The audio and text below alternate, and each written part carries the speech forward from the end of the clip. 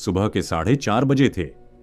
दिल्ली की कड़कड़ाती ठंड में जब बड़े बड़े घरों के लोग अपनी रजाइयों में दुबके होते थे, तब आनंद पर्वत के पीछे वाले कबाड़ खाने के पास एक पतली सी रोशनी जल रही थी।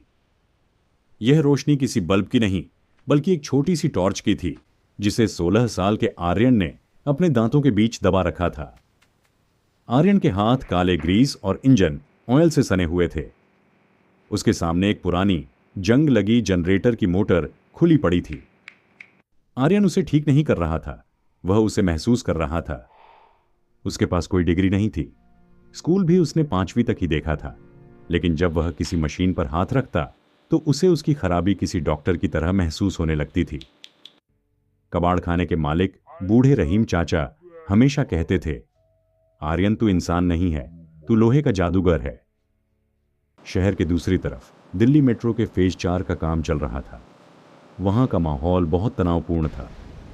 जमीन से करीब 50 फीट नीचे एक विशालकाय टनल बोरिंग मशीन यानी टीबीएम खड़ी थी। यह मशीन कोई मामूली मशीन नहीं थी। इसकी कीमत 500 करोड़ रुपए से भी ज्यादा थी और इसे खास तौर पर जर्मनी से मंगाया गया था।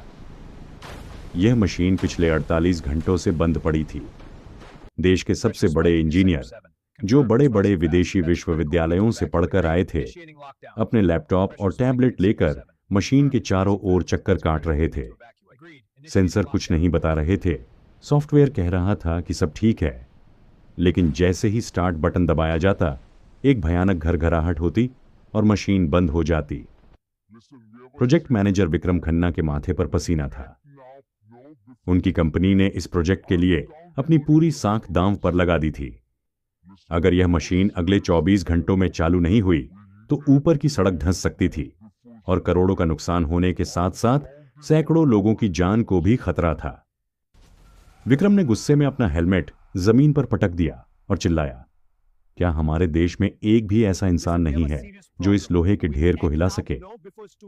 तभी वहां खड़े एक सुपरवाइजर, जो कभी रहीम चाचा के कबाड़ खाने से सामान लेता था, ने दबी जुबान में कहा, साहब, एक लड़का है, कबाड़ चुनता है, लेकिन मशीनों की ऐसी समझ रखता है जो मैंने आज तक किसी इंजीनियर में नहीं देखी। शुरुआत में विक्रम खन्ना ने इस बात को मजाक में उड़ा दिया। उन्होंने सोचा कि जहां जर्मनी के एक्सपर्ट्स फेल हो गए, वहां एक कबाड़ बीनने वाला क्या करेगा। लेकिन जैसे जैसे घड़ी की सुइयां बीतती गई, उनका डर बढ़ता गया। आखिरकार हार मानकर उन्होंने अपनी गाड़ी रहीम चाचा के कबाड़ खाने की तरफ दौड़ाई। जब वे वहां पहुंचे तो आर्यन एक पुरानी ट्रैक्टर की मशीन से लोहे की छड़ें अलग कर रहा था। विक्रम को यकीन नहीं हुआ कि यह दुबला पतला धूल से सना लड़का उनकी समस्या सुलझा पाएगा। उन्होंने आर्यन से कहा, देखो लड़के, एक बहुत बड़ी मशीन है। अगर तुमने उसे ठीक कर दिया तो तुम्हारी 7 पुश्तें राज करेंगी, लेकिन अगर तुमने मेरा वक्त बर्बाद किया तो मैं तुम्हें जेल भिजवा दूंगा। आर्यन ने शांति से अपनी टॉर्च उठाई और सिर्फ इतना कहा, साहब, पैसा तो किस्मत से मिलता है, लेकिन मशीनें सिर्फ प्यार मांगती हैं। चलिए। जब आर्यन को उस विशालकाय टनल बोरिंग मशीन के पास ले जाया गया तो वहां खड़े इंजीनियर उसे देखकर हंसने लगे। किसी ने कहा, अब यह बच्चा हमें इंजीनियरिंग सिखाएगा। लेकिन आर्यन ने किसी की बात पर ध्यान नहीं दिया। वह उस विशाल लोहे के ढांचे के पास गया। वहां का शोर और गर्मी किसी आम इंसान को डराने के लिए काफी थी। आर्यन ने मशीन के मुख्य इंजन पर अपना कान लगाया। उसने अपनी आंखें बंद कर ली। आसपास खड़े लोग हैरान थे। आर्यन करीब 10 मिनट तक बस अलग अलग हिस्सों को छूता रहा और सुनता रहा।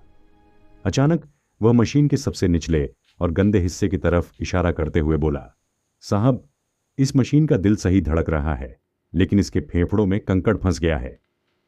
मुख्य इंजीनियर हंसा और बोला, क्या बकवास है, इसके एयर फिल्टर्स एकदम साफ है, हमने अभी चेक किया है। आर्यन ने सिर हिलाया और कहा, फिल्टर नहीं साहब, जो तीसरी कूलिंग पाइप है उसके मोड़ के अंदर एक छोटा सा लोहे का टुकड़ा फंस गया है। जब हवा का दबाव बढ़ता है तो वह टुकड़ा रास्ते को बंद कर देता है और इंजन दम तोड़ देता है। विक्रम खन्ना ने एक पल के लिए आर्यन की आंखों में देखा। वहां ईमानदारी और आत्मविश्वास था। उन्होंने आदेश दिया, तीसरी पाइप खोलो। जब भारी मशीनों से उस पाइप को खोला गया तो इंजीनियरों के होश उड़ गए। ठीक उसी मोड़ पर जिसका जिक्र आर्यन ने किया था, एक छोटा सा नट बोल्ट फंसा हुआ था जो शायद असेंबली के वक्त गलती से अंदर रह गया था। जैसे ही वह बोल्ट निकाला गया और मशीन दोबारा शुरू की गई, वह विशालकाय दानव एक मधुर संगीत की तरह गूंज उठा। टनल बोरिंग मशीन फिर से जमीन को चीरने के लिए तैयार थी। पूरे टनल में सन्नाटा छा गया और फिर अचानक तालियों की गड़गड़ाहट गूंज उठी। विक्रम खन्ना की आंखों में आंसू थे। उन्होंने तुरंत अपने सचिव को बुलाया और कहा, इस लड़के के नाम पर 50 लाख का चेक अभी बनाओ। लेकिन आर्यन ने हाथ जोड़ लिए। उसने कहा, साहब, मुझे बस इतना चाहिए कि आप मुझे उस स्कूल में दाखिला दिला दे जहां ये बड़ी बड़ी मशीनें बनाना सिखाया जाता है। मैं कबाड़ नहीं, भविष्य बनाना चाहता हूं। उस दिन के बाद आर्यन की जिंदगी पूरी तरह बदल गई। मीडिया ने उसे मशीन विस्परर का नाम दिया। वह लड़का जो कभी धूल और कबाड़ में खोया रहता था, अब देश के सबसे प्रतिष्ठित इंजीनियरिंग कॉलेज में अपनी पढ़ाई कर रहा था। सरकार ने उसके नाम पर एक विशेष फंड बनाया ताकि उसके जैसे और भी हुनरमंद बच्चे जो गरीबी की वजह से दबे रह जाते हैं, सामने आ सके।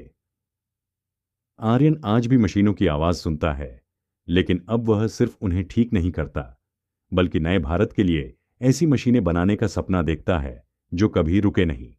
दोस्तों, अगर आपको वीडियो पसंद आया हो तो वीडियो को लाइक करके हमारे YouTube चैनल को सब्सक्राइब जरूर करें